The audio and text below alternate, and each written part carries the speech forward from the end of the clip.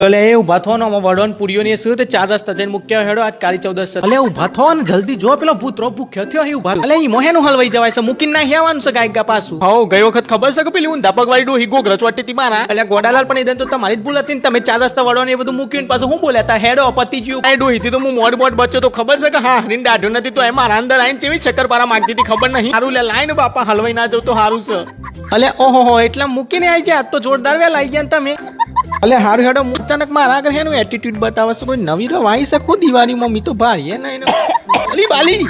અલે તું કોણ છે ડોહાન મારા ઘરમાં ચોઈ આવી ગયો મુ બધો દો હો હે